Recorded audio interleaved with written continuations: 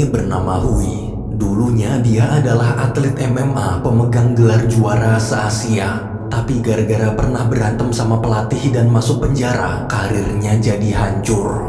Kini di usia yang sudah 43 tahun, demi bisa bertahan hidup, Hui membuka bisnis proyek pertambangan pasir. Malam itu waktu lagi ngirim pasir, tiba-tiba truk pasir Hui dihadang jebakan batu. Karena sadar ada perampok, Hui bersiap membela diri. Pas para perampoknya muncul, ternyata mereka semua bocil. Akibat dipukul batu, Hui pingsan. Besoknya setelah berobat ke rumah sakit, teman Hui sekaligus manajer proyek bernama Feng bilang para karyawan mengancam akan mogok kerja karena udah 6 bulan gaji mereka belum dibayar. Akhir-akhir ini kita juga jarang dapat pesanan pasir. Jika terus begini, pertambangan kita bisa bangkrut. Mendengar itu, demi menyelamatkan bisnisnya, Hui berencana pergi menemui teman lamanya yang bernama Jingfu untuk meminjam uang. Jingfu adalah pengusaha sukses. Di pabrik ketika bertemu, sambil udut bareng, Hui cerita soal masalah bisnisnya. Jingfu bilang dia bisa minjemin uang asalkan Hui mau kerjasama membuka klub bela diri MMA. Jingfu terlihat serius. Dia ngasih duit segepok dan memberitahu kalau sekarang bisnis di sektor olahraga lagi naik daun. Jika kita investasi di bidang olahraga pasti untung besar. Tugas Hui cuma perlu ngumpulin anak-anak terus dilatih bela diri. Soal modal biar semua dia yang urus. Karena lagi butuh banget uang, mau nggak mau Hui setuju. Esok paginya di gudang pasir, saat Hui sedang mengurus pembayaran gaji karyawan, Feng datang membawa anak-anak calon murid sesuai permintaan Hui. Pas ngeliat bocahnya culun semua, Hui lemes.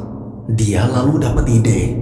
Siang hari, Hui, Feng, dan anak buahnya pura-pura mengirim pasir untuk menangkap bocil-bocil yang kemarin merampoknya.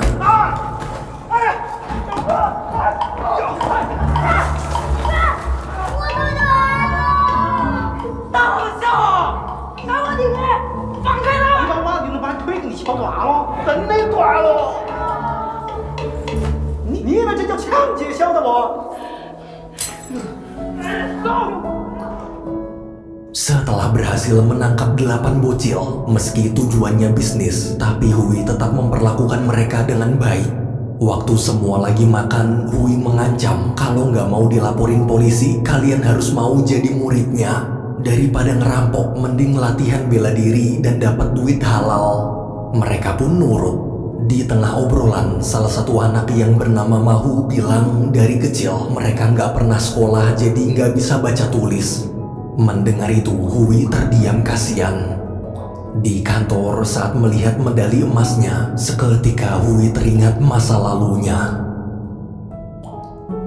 Malamnya anak-anak menginap di gudang. Karena ini pertama kalinya tidur di kasur empuk, mereka berharap bisa tidur di sini selamanya. Meski sadar cuma dimanfaatkan Hui demi bisnis, tapi mereka tetap bersyukur. 1 minggu kemudian, subuh-subuh, hari peresmian pun tiba. Setelah memastikan semua siap, Hui lalu menunggu kedatangan Jingfu. Namun sudah berjam-jam lamanya menunggu, dia bingung kenapa Jingfu masih belum datang juga.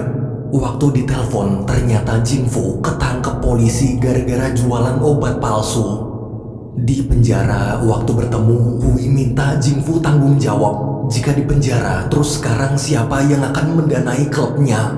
Dengan santai, Jingfu bilang semua uangnya sudah disita polisi. Daripada repot, mending klubnya dibubarin aja. Toh murid-muridnya juga cuma bocil-bocil miskin gak penting. Telantarin aja lagi ke jalanan. Mendengar itu, Hui istighfar. Malamnya sepulang ke pertambangan, Hui mengumumkan mulai sekarang klubnya dibubarkan. Anak-anak pun kaget. Salah satu anak bernama Sumu terus memohon agar mereka dibolehkan tinggal dan belajar bela diri di sini. Ia janji akan jadi anak baik. Namun dengan berat hati, Hui terpaksa tetap mengusir mereka semua. Tak lama kemudian, saat Hui lagi beres-beres, mendadak pemilik pertambangan lain datang memberitahu kalau barusan ada gerombolan bocil habis ngerampok di wilayah pertambangannya. Awalnya Hui pura-pura nggak kenal, Tapi ternyata pas ngerampok, para bocah itu kompak teriak ngaku-ngaku kalau mereka muridnya Hui. Hui pun kaget karena melawan Hui disetrum hingga pingsan. Sebagai ganti rugi, stok pasirnya diambil paksa.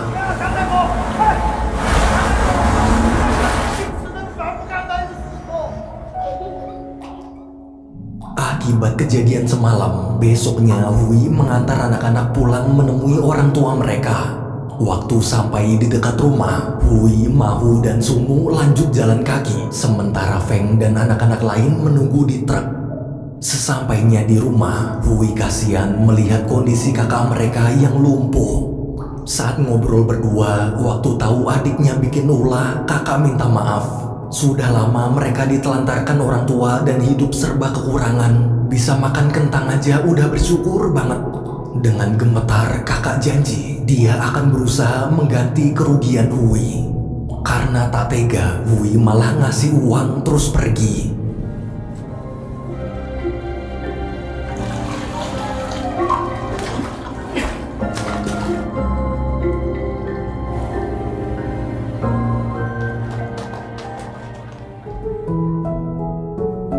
Esok paginya di pertambangan, Hui mengumpulkan anak-anak. Ia menunjukkan surat perjanjian sambil memberitahu mulai sekarang kalian boleh tinggal dan makan gratis di sini, tapi syaratnya nggak boleh ngerampok lagi. Kalian juga harus disiplin latihan bela diri agar bisa dapat uang halal. Yang setuju silahkan cap jempol di surat perjanjian. Tanpa pikir panjang, anak-anak langsung mencap jempol mereka. Siangnya, Hui pergi ke bar menemui teman lamanya. Waktu udut bareng, Hui bilang dia mau ngajak kerjasama. Karena kebetulan barnya sepi, gimana kalau kita bikin pertunjukan MMA? Berantemnya cuma bohongan aja kok, jadi nggak akan ada yang terluka. Hui yakin anak muridnya pasti bisa menghibur para pelanggan. Mendengar ide brilian itu, temannya setuju. Keesokan harinya selesai latihan, Hui nunjukin anak-anak video rekaman pertarungan atlet MMA sambil menjelaskan nanti mereka akan bertarung seperti di video. Tapi bedanya berantemnya cuma bohongan. Hui lalu menyuruh 2 orang maju buat jadi contoh. Karena aktingnya jelek, biar paham Hui nendang Mahu. Pas si Mahu kesakitan, Hui nyuruh contoh ekspresinya. Akting bukan cuma pukul-pukulan doang, tapi juga harus pakai ekspresi. Beberapa hari kemudian, setelah berlatih, Hui membawa anak-anak ke bar. Malam itu, Mahu dan Sumu yang akan tampil menghibur penonton.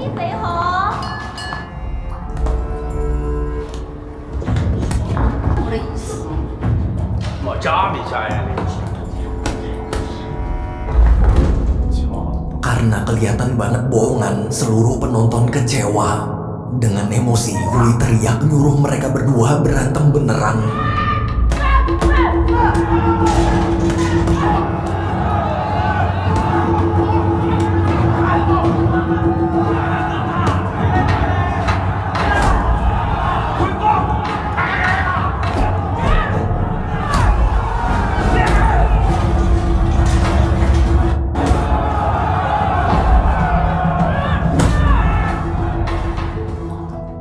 Selesai pertunjukan, tuh bocah berdua bonyok. Ketika sedang dipijat, Sumu curhat dia ingin jadi atlet sungguhan seperti Hui. Bila nanti juara dan bisa keliling dunia, Sumu pengen banget ngajak kakaknya pergi kemanapun yang dia mau. Sumu lalu bertanya, apa suatu saat nanti mimpinya bisa terwujud? Hui hanya terdiam. Keesokan harinya, biar semangat latihan, Hui membelikan anak-anak sepatu baru. Mereka pun senang. Hari demi hari, latihan demi latihan, dan pertunjukan demi pertunjukan terus anak-anak jalani.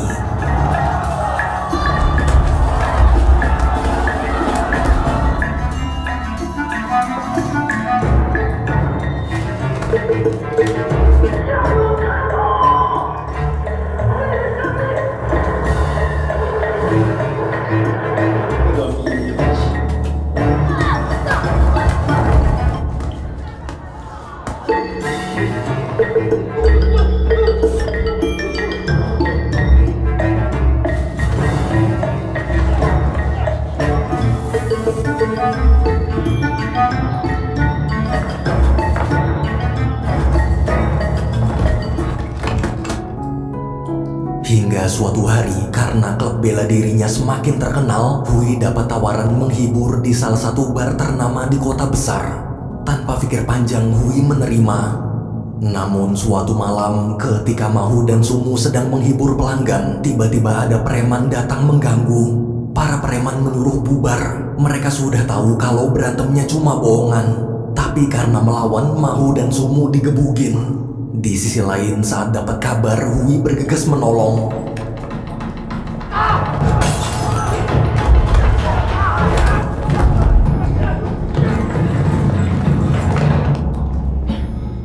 Saat terpojok, untungnya Feng muncul tepat waktu mengalihkan perhatian. Mereka bertiga pun bisa kabur. Akibat kejadian itu, Feng dan para preman ditangkap polisi. Keesokan harinya, Hui datang menjenguk. Hui minta maaf. Ia janji akan segera mengurus dokumen pembebasan Feng. Hui juga cerita karena kebohongan sudah terbongkar. Sekarang bisnis pertunjukan mereka tutup. Feng yang khawatir dengan nasib anak-anak menyarankan kenapa Hui tak coba melatih mereka untuk jadi atlet sungguhan. Mahu dan Sumu juga kelihatannya ada bakat. Ia yakin salah satu di antara mereka pasti bisa juara. Mendengar itu, Hui mulai merenung. Esok hari, Hui memutuskan pulang ke rumah ibunya. Sudah bertahun-tahun lamanya dia tak pernah pulang. Ibu sekarang pikun parah, bahkan sudah tak mengenali Hui lagi. Waktu bertemu ibu, dada Hui terasa perih. Tiba-tiba dia teringat hari ketika karirnya hancur. 10 tahun lalu, saat berhasil meraih juara, gara-gara ketahuan pakai doping, Hui terpaksa didiskualifikasi.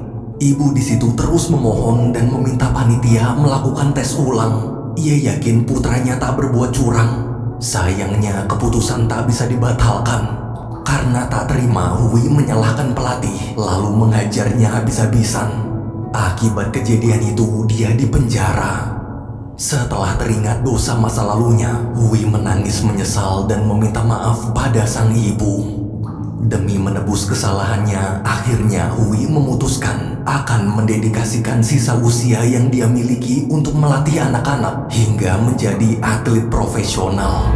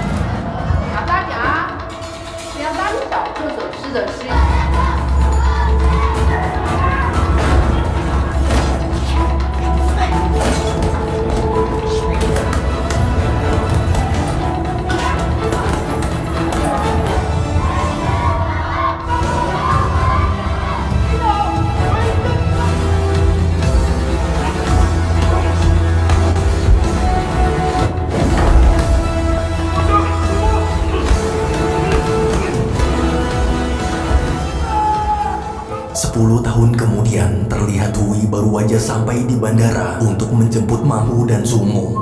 Kini mereka berdua sudah dewasa dan sekarang sedang mengikuti kejuaraan MMA tingkat nasional.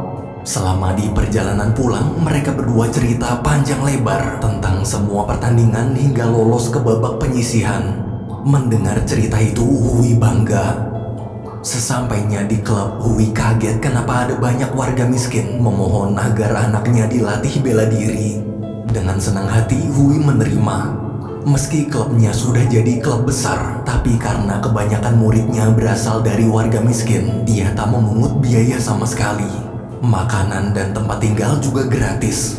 Tak hanya melatih bela diri, Hui juga mempekerjakan guru les agar anak-anak bisa belajar. Setelah merayakan keberhasilan Mahu dan Sumu di babak penyisihan, Hui pergi ke sekolah swasta. Ketika bertemu kepala sekolah, dia memohon agar pihak sekolah mau menerima anak-anak miskin dari klubnya agar bisa sekolah gratis. Mendengar permintaan itu, kepala sekolah menolak. Kalau mereka mau sekolah di sini, minimal Hui harus membayar uang bangunan. Hui pun lemas. Malamnya sepulang ke klub, waktu melihat Sumu masih berlatih, Hui menghampiri. Sumu bilang dia yakin pasti akan masuk final dan jadi juara. Ia pasti bisa membawa medali emas. Sumu juga berterima kasih berkat Hui kini hidupnya berubah. Mendengar itu Hui tersentuh. Karena udah lama nggak latihan, Hui ngajak Sumu latih tanding. Beberapa hari kemudian, saat babak penyisihan akan dimulai, Hui dapat kabar kalau video rekaman pertunjukan Mahu dan Sumu semasa kecil dulu viral di YouTube. Nama mereka berdua pun terpaksa dicoret sementara dari daftar peserta kejuaraan. Waktu menemui ketua panitia, Hui terus memohon agar muridnya tetap diizinkan ikut bertanding. Tapi karena tingginya protes publik, ketua terpaksa menolak. Ketua memberikan kartu nama klub lain lalu menyarankan satu-satunya cara agar bisa ikut kejuaraan adalah murid Hui harus pindah klub. Berita tentang kasus Hui yang ketahuan pernah mengeksploitasi anak di bawah umur pun semakin viral.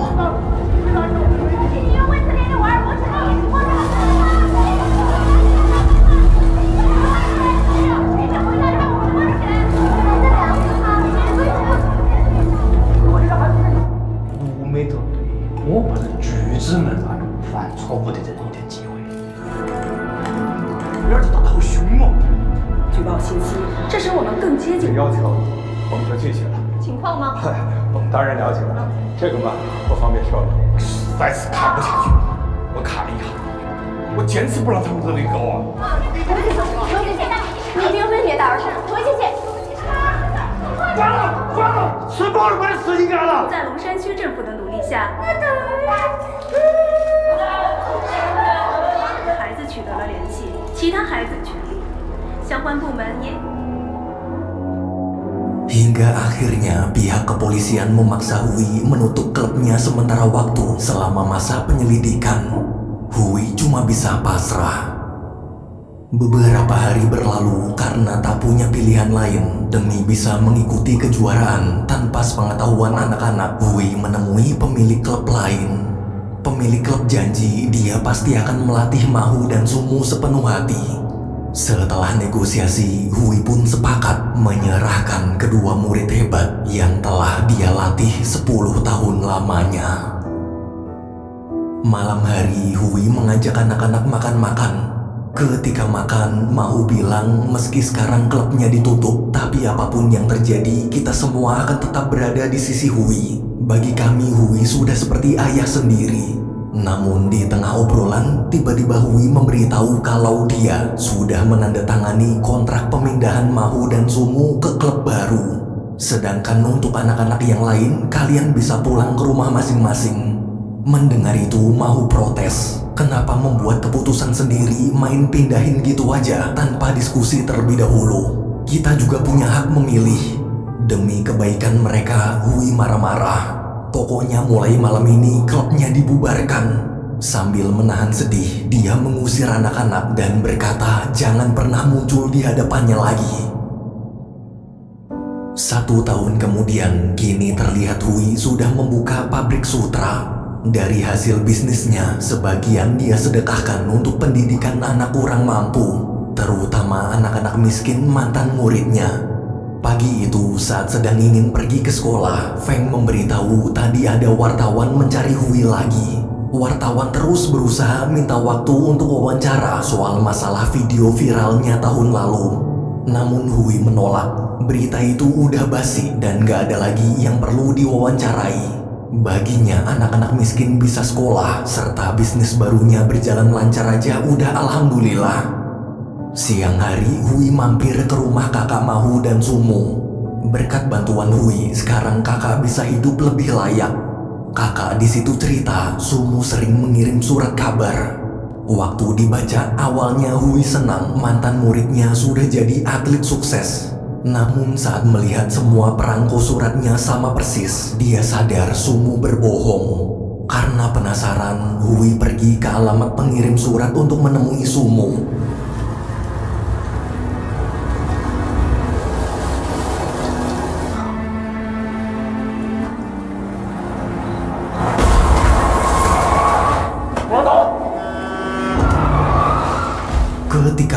mobil di depannya, Hui bingung kenapa berhenti di tengah jalan. Ternyata mobil itu sedang dirampok dan perampoknya adalah Mahu.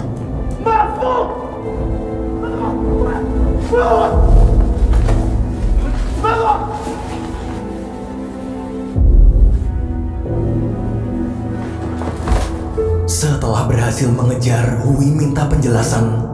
Dengan sedih, Mahu bilang dia terpaksa melakukan ini. Semenjak Hui meninggalkan dia dan Sumo, kita berdua tak punya masa depan lagi. Kita kehilangan sosok ayah 2 kali. Sekarang Sumo mengalami cedera lutut parah hingga tak bisa berjalan. Demi mengobati saudaranya, dia tak peduli meski harus kembali merampok seperti dulu. Mendengar cerita Mahu, hati Hui begitu perih. Ia kecewa sekaligus merasa bersalah. Keesokan harinya, ketika menjenguk dan melihat langsung keadaan Sumo yang hanya bisa terbaring di kasur, Hui berusaha menahan sedih. Namun sebaliknya, Sumo tak kuat menahan air matanya. Ia menangis malu, sangat malu. Dengan tegar, Hui memberitahu semalam Mahu ditangkap polisi dan dipenjara. Sambil menangis, akhirnya Sumo menceritakan semuanya. Dulu saat bergabung dengan klub barunya, dia dipaksa pemilik klub untuk meminum doping. Tapi karena Sumo menolak, dia dipukuli dan ditendangi sampai lututnya cedera parah. Mendengar cerita itu, Hui yang tak terima langsung pergi menemui si pemilik klub.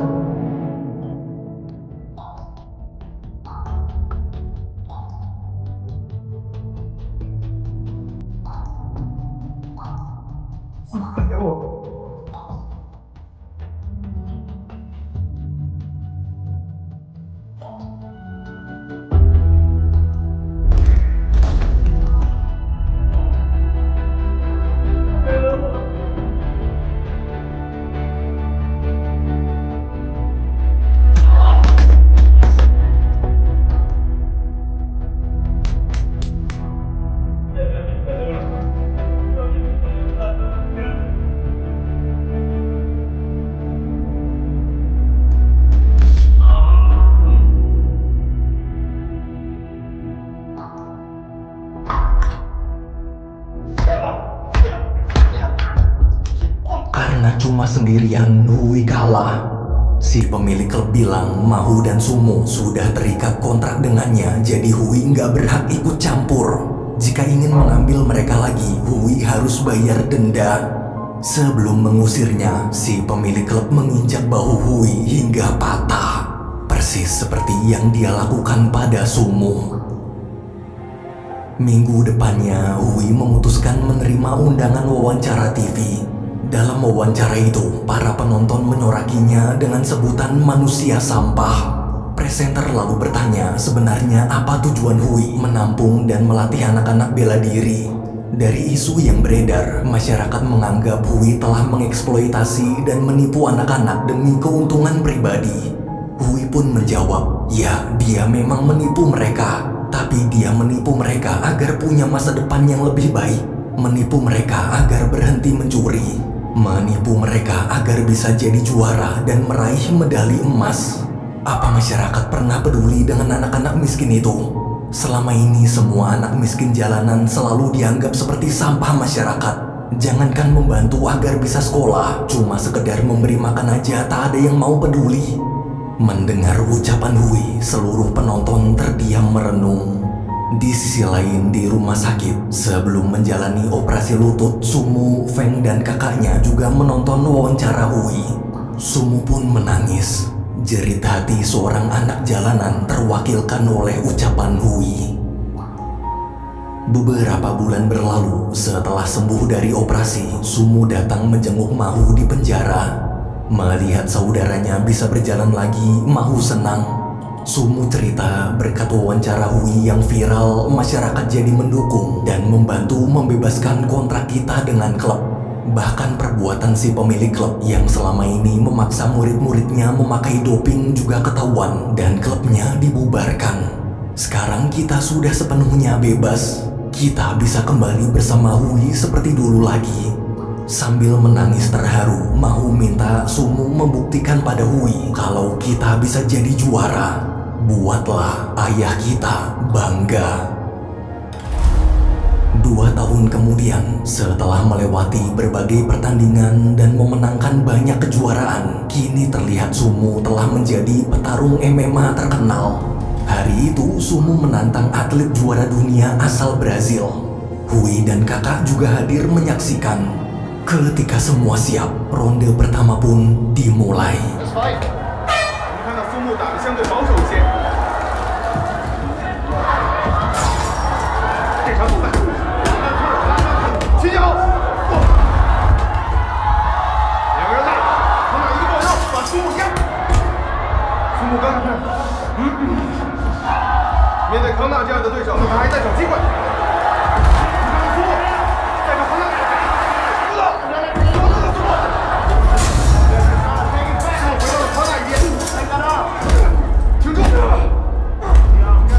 Akibat terkena pukulan bertubi-tubi, Sumu terpojok. Beruntung bel ronde pertama berbunyi. Di tempat lain, Feng juga menyaksikan jalannya pertandingan lewat TV. Sementara di penjara, mau mendengarkan kabar terbaru lewat radio. Mereka khawatir apakah Sumu bisa membalikan keadaan melawan juara dunia itu. Tak lama kemudian, bel ronde kedua berbunyi.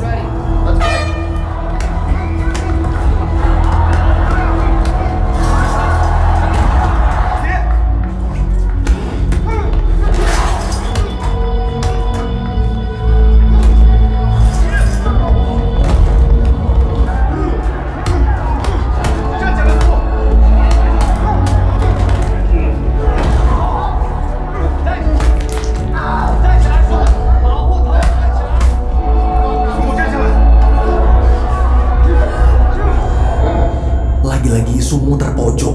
Ketika ingin menyerah, Sumu teringat momen-momen saat Hui melatihnya hingga di titik ini.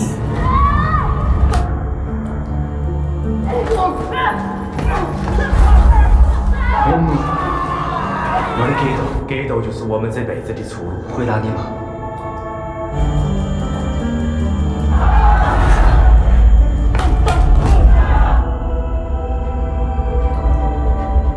Di sisa waktu 30 detik sebelum ronde berakhir, Sumu akhirnya berhasil lolos dari kuncian lawan. Dengan sekuat tenaga, dia membalas menyerang.